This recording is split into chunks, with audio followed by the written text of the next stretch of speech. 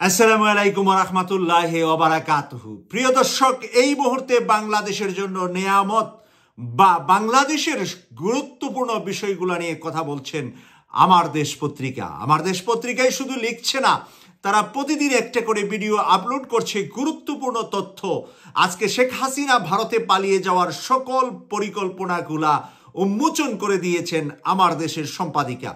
আমার দেশ থেকে যেই নিউজটা কিছুক্ষণ আগে প্রকাশিত হয়েছে, সেই নিউজটার ভিতরে লোমহর্ষক অনেক কাহিনী, আমরা যেগুলা জানতাম না, আমরা যেগুলা চিন্তা করতাম না, সেই চিন্তার বাইরে অনেক কিছু তারা প্রকাশ করলেন।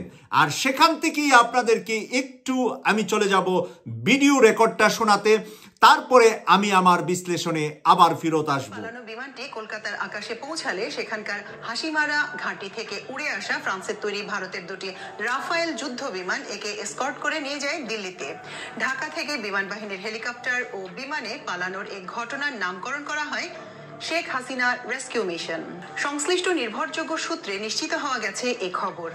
আমার দেশের অনুসন্ধানে জানা গেছে, শেখ হাসিনাকে নিয়ে পালানো বিমানটিতে ছিলেন 5 জন পাইলট।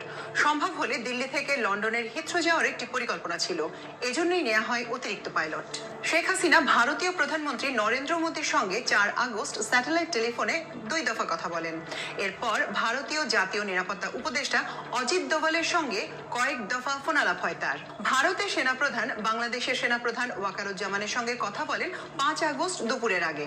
অনুসন্ধানে জানা গেছে, শেখ হাসিনাকে নিয়ে পালানো বাংলাদেশ বিমানের C-130 যে বিমানটি ত্রিপুরার আগরতলায় যায়নি। বিমানটি কলকাতার FIR বা ফ্লাইট ইনফরমেশন রিজন ব্যবহার করে সাতক্ষীরা দিয়ে ভারত বাংলাদেশ সীমান্তের ক্রসিং পয়েন্ট বিমাক পার হয়ে কলকাতার আকাশে যায়, সেখান থেকে সরাসরি দিল্লি। শেখ হাসিনার সঙ্গে কূটনৈতিক পাসপোর্ট ছিল এবং শেখ রেহানার সঙ্গে ছিল ব্রিটিশ পাসপোর্ট।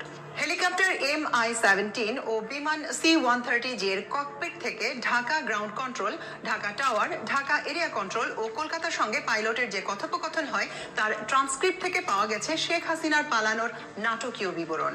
3 আগস্ট সেনাবাহিনীর মনোভাব জানার পরে শেখ হাসিনা দেশ ছেড়ে ভারতে পালানোর সিদ্ধান্ত নেন। তার বিশ্বস্ত অফিসাররা ভারতীয় গোয়েন্দা সংস্থা রর সঙ্গে মিলে অতি গোপনে পালানোর পরিকল্পনা তৈরি করে বলে জানায় নিরাপত্তা সূত্র। এর আগে গণভবনের পেছনে বাণিজ্য মেলার মাঠ থেকে তিনি হেলিকপ্টারে করে কর্মীটোলা ঘাঁটিতে যান। সেখানে অপেক্ষমান সামরিক বিমানে উঠেই শেখ হাসিনা জানান, তার ভ্যানিটি ব্যাগটি গাড়িতে ফেলে এসেছেন। এটি পাওয়া তার জন্য খুবই জরুরি। সঙ্গে থাকা SSF এর সহকারী পরিচালক ফ্লাইট লেফটেন্যান্ট নাজমুল নাহার তাৎক্ষণিক ফিরে গিয়ে গাড়িতে ফেলে আসা ভ্যানিটি ব্যাগটি উদ্ধার করে দৌড়ে সামরিক বিমানে ওঠেন এবং শেখ হাসিনার হাতে দেন। এর মধ্যে বিমানের দরজা বন্ধ হয়ে যায়, তিনি আর বিমান থেকে নামতে পারেননি। ছাত্র জনতার বিক্ষোভ দমনে সেনাবাহিনী গুলিবর্ষণ করবে না, এই সিদ্ধান্ত প্রধানমন্ত্রীকে সেনাপ্রধান জানিয়ে দেওয়ার পর 4 আগস্ট শেখ হাসিনা ভারতীয় প্রধানমন্ত্রী নরেন্দ্র মোদীকে কল করেন স্যাটেলাইট ফোনে। তিনি মোদীর সহযোগিতা চান এবং একটি ভারতীয় বিমান পাঠিয়ে তাকে নিরাপদে নেওয়ার অনুরোধ করেন। ভারতীয় প্রধানমন্ত্রী তৎক্ষণাৎ তাকে প্রয়োজনীয় ব্যবস্থা গ্রহণের আশ্বাস দেন। তবে এর কিছুক্ষণ পরে আবার শেখ হাসিনাকে ফোন করেন ভারতীয় প্রধানমন্ত্রী। তিনি জানান, আন্তর্জাতিক নিয়ম নীতির কারণে ভারতীয় বিমান পাঠানো যাবে না। শেখ হাসিনা যেন বাংলাদেশ বিমানে নিরাপদে ভারতীয় সীমান্ত পার করতে পারেন, সে ব্যবস্থা তিনি করবেন। এরপরই শেখ হাসিনার বিশ্বস্ত কর্মকর্তা lieutenant general Mujib, major general Nazmul এবং নিরাপত্তা উপদেষ্টা মেজর জেনারেল অবসরপ্রাপ্ত তারেক সিদ্দিকী ভারতীয় কর্তৃপক্ষের সঙ্গে সলা পরামর্শ করে চূড়ান্ত করেন পরিকল্পনা। দোভালের সঙ্গে ফোনালাপ শেষে শেখ হাসিনা দিল্লিকে ঢাকায় হস্তক্ষেপ করতে বলেছিলেন। তিনি বাংলাদেশ সামরিক বাহিনীর উপর চাপ সৃষ্টি এবং সরাসরি অ্যাটাকের কথাও বলেন। তবে ভারতীয় পক্ষ থেকে জানানো হয়, এই মুহূর্তে তারা সবচেয়ে গুরুত্ব দিচ্ছেন শেখ হাসিনাকে নিরাপদে সরিয়ে নেওয়ার বিষয়টিকে। ভারতে পালানো এবং বল প্রয়োগ করে টিকে থাকা, এই দুটি অপশন নিয়ে সিরিয়াস ছিলেন শেখ হাসিনা 3 থেকে 5 আগস্ট পর্যন্ত। সামরিক বাহিনী এবং অন্যান্য নিরাপত্তা সংস্থার উপর সর্বোচ্চ চাপ সৃষ্টি করেও তিনি যখন বুঝতে পারেন বল প্রয়োগ করে ক্ষমতায় টিকে থাকা যাবে না, তখন পালানোই হয় তার একমাত্র বিকল্প। JAX-1431 এবং স্কোয়াড কোড 4131 এই কল সাইন ও squad code Kolkata traffic control ও রাফায়েল যুদ্ধ বিমানকে জানানো হয় আগেই। ঢাকা থেকে উড়ে বিমানটি সাতক্ষীরার বিমাক অতিক্রম করে বেলা 3:42 মিনিটে। এর 8 মিনিট পর 3:50 মিনিটে জাতির উদ্দেশ্যে ভাষণ দেন সেনাপ্রধান। শেখ হাসিনাকে নিয়ে পালানো বিমানটি C-130J ছিল একটি স্টেট এয়ারক্রাফট। এটি ভারতের DCN অর্থাৎ ডিপ্লোম্যাটিক ক্লিয়ারেন্স নাম্বার নিয়ে সে দেশে প্রবেশ করে, কিন্তু এ ব্যাপারে পররাষ্ট্র মন্ত্রণালয় কিছুই জানে না। সিভিল এভিয়েশন কর্তৃপক্ষের কাছেও এর কোনো রেকর্ড নেই। বিমানটির কোনো ফ্লাইট প্ল্যান সিভিল এভিয়েশনে জমা দেওয়া হয়নি। বিমানটির ইমিগ্রেশন ক্লিয়ারেন্স হয়নি, অর্থাৎ সিভিল এভিয়েশন বিমানটির জিডি জেনারেল ডিক্লারেশন দেয়নি। তেমনি বিমানটিতে যারা ছিলেন তাদেরও কোনো ইমিগ্রেশন হয়নি। আন্তর্জাতিক আইন কানুন ও নিয়ম লঙ্ঘন করে বিমানটি শেখ হাসিনা ও তার সঙ্গীদের নিয়ে ভারতে গেছে এবং আবার সামরিক কর্মকর্তাদের নিয়ে বিমানটি বাংলাদেশে ফিরে এসেছে। এজন্য শেখ হাসিনার বিরুদ্ধে যেমন অবৈধ অনুপ্রবেশের মামলা হতে পারে, তেমনি যেসব কর্মকর্তা ও ব্যক্তিরা এই বিমানে করে গেছেন এবং ফিরে এসেছেন তাদের নামেও অবৈধ অনুপ্রবেশের মামলা হতে পারে।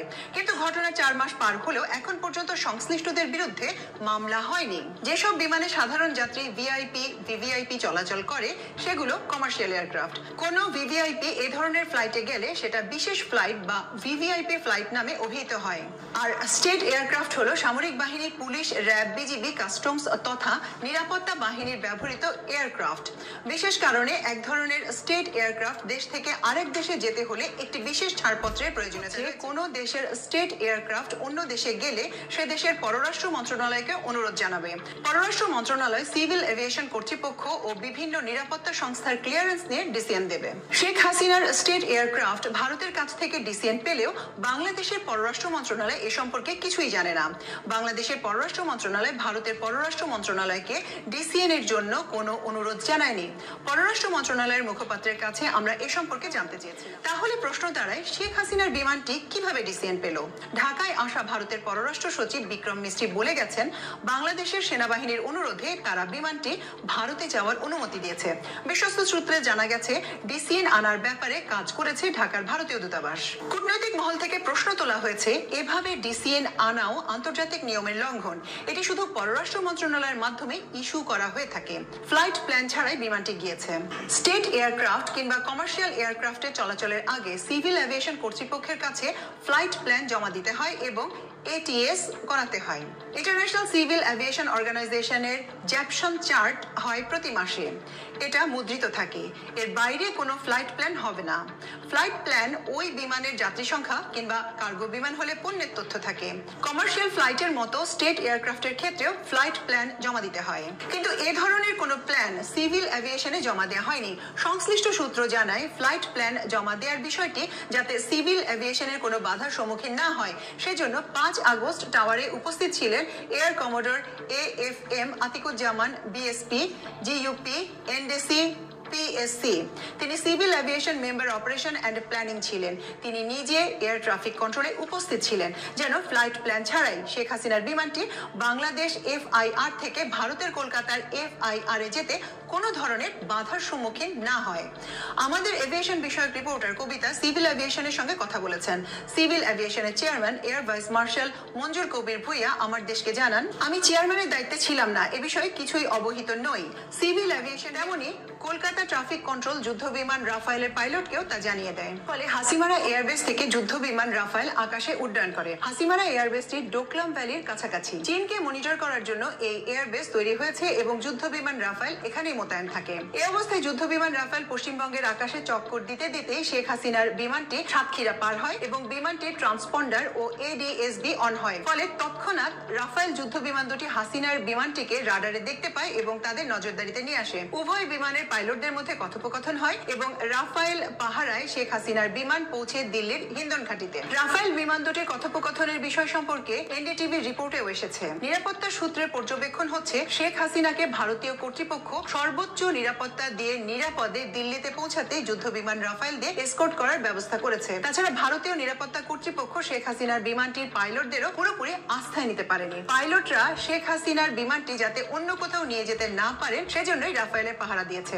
অর্থাৎ এক্ষেত্রে নিরাপত্তা ব্যবস্থায় তারা কোনো ফাঁক রাখেনি। পাইলট ছিলেন 5 জন। বিমানটির মিশন কমান্ডার ছিলেন group captain GM Shamim Reza এবং পাইলট ইন কমান্ড ছিলেন উইং কমান্ডার গোলাম রসুল চৌধুরী। বাকি 3 জন হলেন wing commander Mahfuz, flight lieutenant Araf ও ফ্লাইট লেফটেন্যান্ট কিবরিয়া। অর্থাৎ 2 সেট ক্রু ছিলেন সামরিক ফ্লাইটটিতে। SSF এর 5 সদস্য হলেন DG SSF major general Nazmul Alam Chowdhury, SSF পরিচালক কর্নেল শহীদ, পরিচালক SSF commander Faruk, DD SSF major Shahin এবং সহকারী পরিচালক ফ্লাইট লেফটেন্যান্ট নাজমুন নাহার। শেখ হাসিনা যে বিমানটিতে করে পালিয়েছেন তার কল সাইন হচ্ছে AJAX1431। বিমানটির ককপিটে পাইলট, বিমানবন্দরের গ্রাউন্ড কন্ট্রোল, ঢাকা টাওয়ার ও ঢাকা এরিয়া কন্ট্রোলের সঙ্গে যে কথোপকথন হয় তা থেকে অনেক কিছুই জানা যায়। সেই কথোপকথন এখানে তুলে ধরা হলো। বিমানটি কুর্মিটোলা ঘাঁটি থেকে বেলা 3:09 টেক অফ করে। এর আগে ঢাকা গ্রাউন্ড কন্ট্রোল থেকে ট্যাক্সি করার জন্য পাইলট অনুমতি চান। ঢাকা গ্রাউন্ড কন্ট্রোল বিমানটিকে নর্থ আলফা ট্যাক্সিওয়ে ব্যবহার করবে কিনা জিজ্ঞেস করে। বিমানটি ঢাকা গ্রাউন্ড কন্ট্রোলকে জানায় তারা সাউথ আলফা ট্যাক্সিওয়ে ব্যবহারে আগ্রহী। ঢাকা গ্রাউন্ড কন্ট্রোল আবার বিমানটিকে নর্থ আলফা ট্যাক্সিওয়ে দিয়ে রানওয়ে 14-তে যাওয়ার নির্দেশনা দেয়। এরপর বিমানটি ঢাকা গ্রাউন্ড কন্ট্রোলকে জানায় তারা রানওয়ে 32 ব্যবহার করবে এবং সাউথ আলফা ট্যাক্সিওয়ে দিয়েই যাবে। এরপর গ্রাউন্ড কন্ট্রোল তাদের সাউথ আলফা ট্যাক্সিওয়ে ব্যবহারের অনুমতি দিয়ে সতর্ক করে জানায় যাত্রাপথে দুটি AN32 পরিবহন বিমান পার্ক করা আছে। বিমানটি যেন সেই বিমান দুটির পাশ দিয়ে সতর্কভাবে যায়। বিমানটি ঢাকা গ্রাউন্ড কন্ট্রোলকে জানায় তারা স্কোয়াড কোড 4131 ব্যবহার করবে এবং ঢাকা গ্রাউন্ড কন্ট্রোল তা অনুমোদন করে দেয়। ঢাকা গ্রাউন্ড কন্ট্রোল বিমানটির কাছে জানতে চায় তারা কোন দিক দিয়ে উড়ে যাবে এবং কত উচ্চতায় উঠবে।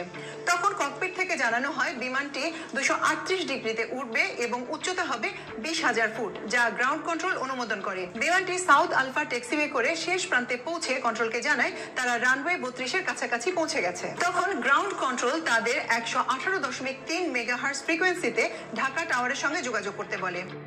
প্রিয় দর্শক, আপনারা এতক্ষণ কথা শুনছিলেন আমার দেশের সংবাদ পাঠিকার মুখ থেকে। সংবাদটা আপনাদের কাছে উপস্থাপন করেছি কেটিভির মাধ্যমে এই কারণে যে এটা এত বেশি গুরুত্বপূর্ণ তথ্য আছে যেটা ইতিহাসের পাতায় থেকে যাবে।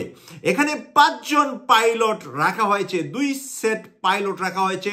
কোনো কারণে যদি দিল্লিতে সেটা ল্যান্ড না করে এটা যদি লন্ডনের হিথ্রো এয়ারপোর্টে আসে তাহলে যাতে করে ডবল পাইলটের মাধ্যমে এটা আসতে পারে সেই ব্যবস্থাপনাও রাখা হয়েছে।